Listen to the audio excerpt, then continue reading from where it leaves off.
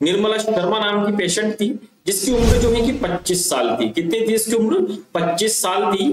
और उसकी कंप्लेंट क्या थी कि उसको जो है कि सेकेंडरी इनफर्टिलिटी थी। सेकेंडरी इनफर्टिलिटी का मतलब क्या होता है कि जीवन में उसने पहले एक बार कंसीव कर लिया था, उसके बाद से वो कंसीव नहीं कर पा रही थी, तो उसे अपन क्या बोलेंगे? उसे अपन बोलेंगे सेकेंडरी इनफर्टिलिटी। ठीक है, उसके एक 5 साल की लड़की है, अपन ने हिस्ट्री में लिया है कि उसके कितनी है, साल की एक लड़की है। ठीक है, अब जब वह सेकेंडरी इनफर्टिलिटी का केस गायनेकोलॉजिस्ट के पास आता है, तो गायनेकोलॉजिस्ट उसे कैसे एक सक्सेसफुल कंसीविंग केस बनाते हैं वो देखते हैं। ठीक है, तो जैसे ही वो केस आया तो मैम ने जो है कि उसके कुछ डायग्नोस्टिक टेस्ट कराए। सबसे पहले तो ये देखा कि उसका जो पीरियड्स है, जो उसकी मेंस्ट्रुअल साइकिल है, वो रेगुलर है कि नहीं है।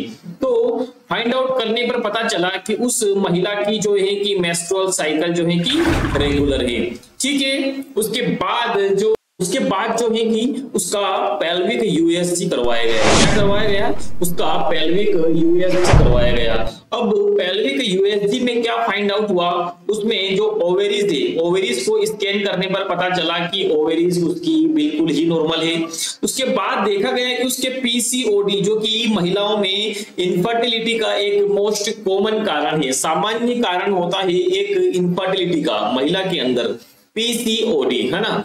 तो इसके ऊपर अपन डिटेल्ड डिस्कस करेंगे बाद में। तो जब इस महिला के पेल्विक यूएसजी किया गया पेल्विक में, तो उसके ओवेरीज नॉर्मल थी, उसके पीसीओडी की भी कोई समस्या नहीं थी। तो यहां भी अपन उसका डायग्नोस नहीं कर पाए कि इनफर्टिलिटी का पेल्विक यूएसजी करने के बाद। तो अपन ने जो है कि दूसरा स्टेप अपनाया, और वो कौन सा था? हार्मोन्स प्रोफाइल का। कि हार्मोन्स प्रोफाइल के अंदर अपन को पता चल जाए कि भाई इनफर्टिलिटी का क्या कारण था।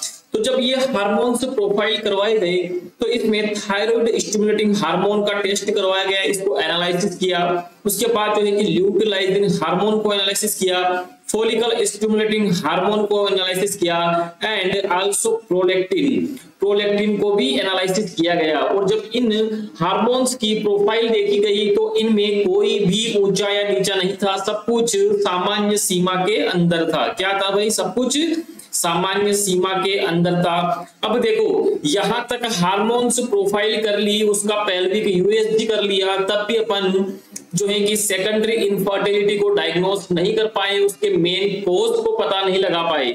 अब उसके मेन कोज को हम पता नहीं लगा पाए, तो हमने तीसरी स्टेप क्या चुनी कि सब उसके हस्बैंड का सीमन एनालिसिस करवाया जाए। क्या करवाया जाए? उसके हस्बैंड का सीमन एनालिसिस करवाया जाए। इसके लिए उसके हस्बैंड को सलाह दी गई थी कि आपको मैक्सिमम कम से कम 5 से 6 दिन तक संबंध नहीं बनाना है। ठीक है, और उसके बाद जो है उसको सीमन लेने की बोला गया था। वो सीमन जब एनालिसिस करवाया गया, तो सीमन एनालिसिस करने पर पता चला कि जो उसके स्पर्म काउंट है, वो बिल्कुल ही नॉर्मल पाए गए। और जो है कि स्पर्म की मोटिलिटी एंड ऑल्सो मॉर्फोलॉजी, उसकी स्ट्रक्चर और उसकी जो है कि गतिशीलता बिल्कुल ही सामान्य पाई गई। तो अब कुल मिलाकर के अपन ने जितने भी डायग्नोस्टिक प्रोसीजर किए, उसके द्वारा हम ये फाइंड आउट नहीं कर पाए कि महिला को एक्चुअल में सेकेंडरी इनफर्टिलिटी होने का, कंसीव न कर पाने का मुख्य कारण क्या है। तो चलिए, अब बिना डायग्नोस के, इसका पता नहीं चलने पर कैसे जो है कि एक गायनेकोलॉजिस्ट के द्वारा किया गया, कैसे उसकी प्रेगनेंसी को सक्सेस किया गया, अपन इस के द्वारा समझेंगे। देखिएगा, हम देखेंगे ट्रीटमेंट ऑफ अनएक्सप्लेन्ड इनफर्टिलिटी, जिसका अपन को कोज या कारण पता नहीं हो, उस इनफर्टिलिटी को अपन कैसे ट्रीट करेंगे। तो सबसे पहले देखिएगा उसको ट्रीटमेंट कैसे दिया गया, कौन कौन से टेबलेट, कौन से इंजेक्शन दिए गए, अपन इसमें डिटेल देखेंगे। तो सबसे पहले जो है कि उसको टेब फॉलिक एसिड 5 mg रोज सुबह 30 दिन तक खाने की बोला गया। अब ये जो फोलिक एसिड होती है, ये प्रेगनेंसी कंसीव होने के बाद दी जाती है। हम यहाँ पर प्रेगनेंसी से पहले क्यों दे रहे हैं?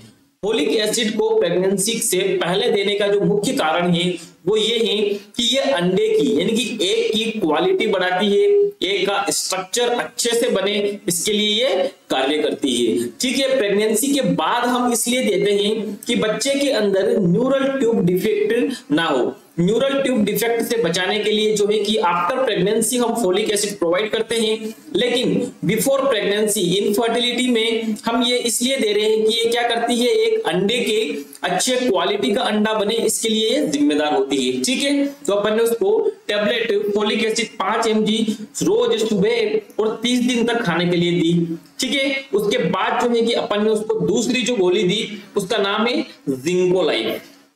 जिंको लाइफ के अंदर क्या होता है, myo inositol and zinc plus antioxidant होता है।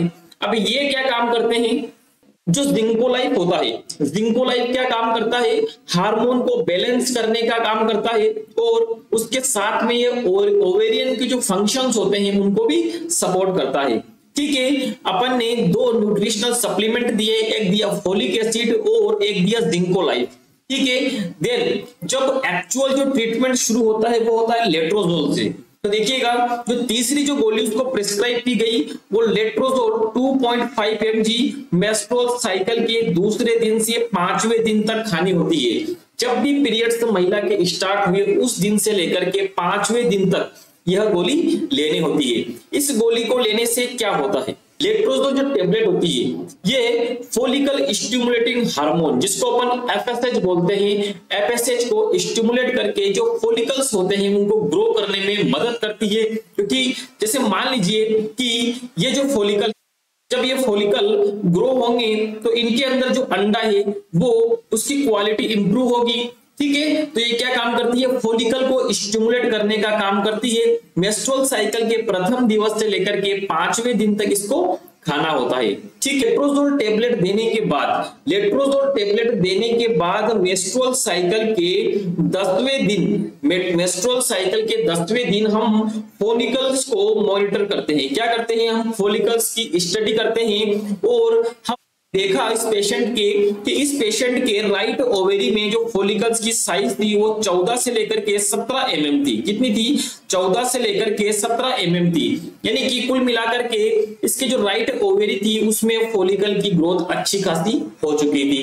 ठीक है, अब हमने यहां पर क्या किया, 10वें दिन पर कपल्स को 10वें दिन से लेकर के 18वें दिन तक संबंध बनाने की सलाह दी गई अल्टरनेट डेज, वह एक दिन छोड़ करके एक दिन पर। ठीक है, उसके बाद जैसे ही मेंस्ट्रुअल साइकिल का 12वां दिन आया, मेंस्ट्रुअल साइकिल के 12वें दिन पर अपन ने पेशेंट को injection HCG 5000 international unit IM दिया। कब दिया है, मेंस्ट्रुअल साइकिल के 12वें दिन पर दिया। अब इसका काम क्या होता है, जब 12वें दिन पर जो फोलिकल्स होते हैं उनकी साइज कितनी हो जाती है, इन फोलिकल की साइज जो है कि 12वें दिन पर कितनी हो जाती है, 12वें दिन पर 18 से लेकर के 20 mm तक हो जाती है। कितनी होती है, 18 से लेकर के 20 mm तक हो जाती है। जब हम पेशेंट को HCG इंजेक्शन लगाएंगे यानी कि ह्यूमन कोरियोनिक गोनेडोट्रोपिन इंजेक्शन जब लगाएंगे, IM लगाएंगे, तो यह क्या करेगी, यह जो है कि इन ग्रेफियन फोलिकल्स को रप्चर कराने का काम करेगी। क्या करेगी, इन ग्रेफियन फोलिकल को रप्चर कराने का काम करेगी। और जैसे ही इनसे एक बाहर निकलेगा, जैसे ही इनसे एक बाहर निकलेगा तो जब स्पर्म आएगा तो उस स्पर्म के और एक के बीच में क्या होगा, फर्टिलाइजेशन होगा। और फर्टिलाइजेशन होने के बाद क्या बनेगा, जाइगोट बनेगा। क्या बनेगा, फर्टिलाइजेशन होने के बाद जाइगोट बनेगा। क्लियर है यहाँ तक? तो आप लोग समझ गए होंगे कि मेंस्ट्रुअल साइकिल के 12वें दिन पर इंजेक्शन ह्यूमन कोरियोनिक गोनेडोट्रोपिन यानी कि HCG क्यों लगाया गया। ठीक है, उसके बाद जैसे ही मेंस्ट्रुअल साइकिल का 16वां दिन चालू होता है, जैसे ही मेंस्ट्रुअल साइकिल का 16वां दिन चालू होता है तो 16वें दिन से टेबलेट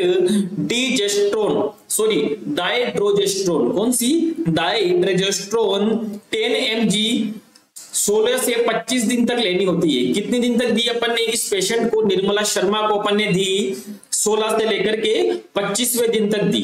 ठीक है, ये टेबलेट क्या काम करेगी, देखो ये जो होती है यह एक सिंथेटिक प्रोजेस्टेरोन होता है। क्या होता है, यह एक सिंथेटिक प्रोजेस्टेरोन होता है। इस सिंथेटिक प्रोजेस्टेरोन का मुख्य काम क्या होता है, यह जो एंडोमेट्रियम होती है उसको सपोर्ट करती है, उसके साथ साथ में इम्प्लांटेशन में मदद करती है। गर्भ जो ठहरता है ना मेन, वो इसी टेबलेट्स की वजह से ठहरता है। ठीक है, जब पेशेंट के अंदर, जब महिला के अंदर प्रोजेस्टेरोन की कमी होती है तो उसके अंदर फर्टिलाइजेशन तो हो जाता है, लेकिन जो है कि गर्भ नहीं ठहर पाता। ठीक है, इसी वजह से कौन सी टेबलेट दी गई उसको?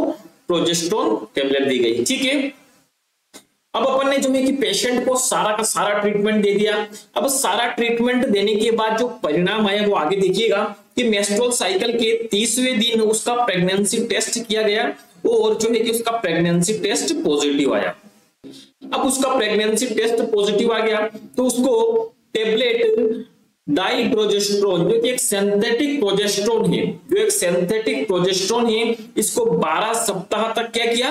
कंटिन्यू किया। क्यों? क्योंकि 12 सप्ताह तक इसको अपन ने ओरल फॉर्म में इसलिए दिया क्योंकि 12 सप्ताह बाद प्लेसेंटा खुद प्रोजेस्टेरोन बनाने लगता है और ये जो प्रोजेस्टेरोन होता है ये गर्भ ठहरने में मुख्य भाग निभाता है, मुख्य भूमिका निभाता है। ठीक है, उसके साथ में पेशेंट को, महिला को टेबलेट फोलिक एसिड कंटिन्यू करवाई। कब तक करवाई? 12 सप्ताह तक कराई। ये क्या करेगी? ये जो बच्चे के अंदर न्यूरोलॉजिकल कंडीशंस पैदा होती है ना, जिसको अपन न्यूरल ट्यूब डिफेक्ट बोलते हैं, फॉर एग्जांपल स्पाइना बिफिडा वगैरह, तो वो सभी समस्या उत्पन्न हो उसके लिए अपन ने कौन सी दी है? फोलिक एसिड दी है। अब देखो, प्रेगनेंसी के बाद, प्रेगनेंसी कंसीव करने के बाद अपन ने जो फोलिक एसिड दी है ना, ये folic acid neural tube defect को प्रिवेंट कर रही है। लेकिन उससे पहले जब इनफर्टिलिटी के केस में अपन इसको देते हैं तो ये क्या कर रही थी? एक की क्वालिटी को बढ़ा रही थी। लेकिन अब क्या कर रही है? न्यूरल ट्यूब डिफेक्ट की स्थिति पैदा ना हो इससे बचाव कर रही है। ठीक है, एक ट्रीटमेंट जो अपन ने अभी तक पढ़ा उसको मैं अपने शॉर्ट फॉर्म में बता देता हूं। पेशेंट को अपन ने क्या क्या ट्रीटमेंट दिया है। सबसे पहले तो अपन ने 2 से लेकर के 6 दिन तक क्या दिया? लेट्रोजोल 2.5 mg दिया। ये क्या करता है? ये फोलिकल को स्टिमुलेट करने का काम करता है। ठीक है, उसके बाद जो है कि अपन ने शुरू के 1 से लेकर के 30 दिन तक क्या दिया? फोलिक एसिड की 5 mg की गोली दी। ये फीटल न्यूरल ट्यूब हेल्थ के लिए भी कोई इश्यू न हो इसके लिए भी जवाबदार होता है और क्या करता है? एक की क्वालिटी को इंप्रूव करता है। उसके बाद जो है कि अपन ने 1 से लेकर के 30 दिन तक एक और कौन सी टेबलेट दी? जिंको लाइफ टेबलेट दी। ठीक है, उसके बाद देखिएगा कि 10वें दिन पर अपन ने क्या किया? 10वें दिन पर जो है कि अपन ने फोलिकुलर स्टडी किया। फोलिकल्स की साइज अच्छी खासी बढ़ चुकी थी। तो 12वें दिन पर अपन ने क्या किया? उसके injection HCG 5000 international unit IM लगाया। ठीक है, कुल मिलाकर के अपन ने उसका ओवुलेशन को ट्रिगर किया। जब अपन ने उसके ओवुलेशन को ट्रिगर किया तो 10वें से लेकर के 18वें दिन तक, 10वें से लेकर के 18वें उस समय अपन ने क्या बोला था? उनको संबंध बनाने की बोला था। ठीक है, और 16 से लेकर के 25वें दिन तक अपन ने टेबलेट प्रोजेस्टेरोन दी। कौन सी? टेबलेट प्रोजेस्टेरोन दी। ये क्यों दी? क्योंकि ये ल्यूटियल फेज को सपोर्ट कर रही थी। ठीक है, जैसे ही उसका प्रेगनेंसी टेस्ट पॉजिटिव आया उसके बाद जो है कि ये टेबलेट अपन ने 12 सप्ताह तक कंटिन्यू करी। इसके साथ में जो है कि अपन ने फोलिक एसिड कंटिन्यू करी। ठीक है, थैंक यू।